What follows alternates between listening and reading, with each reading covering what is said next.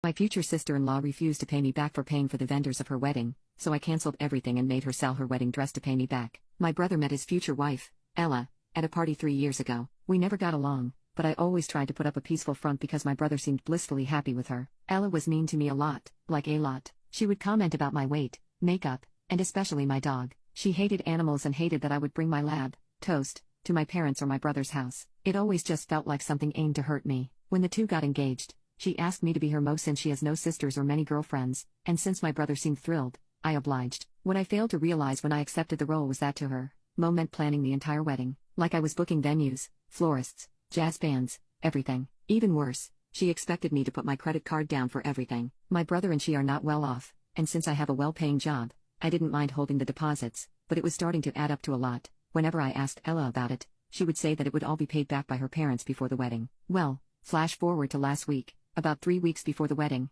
and she's unbearable to be around. She can't last more than a few sentences before snapping at anyone. So when I, of course, brought up the money, poop hit the fan. When she exploded, I asked if she had received the updated receipt of everything owed. She called me a whole line of terrible names, but the one that stuck out was her saying, "What do you need the money for anyway? Your sick dog is dead now." My beautiful Toasty died about a month before this after he fought the bravest battle with cancer. He was my sole dog, and I was devastated. I blinked at her and left the room, having no energy to respond to something so cruel. I returned to my car, and after the 20-minute drive home, I parked the car, immediately called the vendors, and canceled any deposit under my card. Every single one. After almost 20 calls, all that was left of her wedding was the dress and the flower arch. I texted my brother a short explanation. I told him that every vendor would contact him if they wished to keep their services, and they were now responsible for covering everything, and that I would no longer be attending. It was a matter of minutes before my phone started to explode, and I just turned it off. It's been a few days, and I haven't talked to anyone but my mom, who thankfully understands where I am coming from. My brother has tried calling,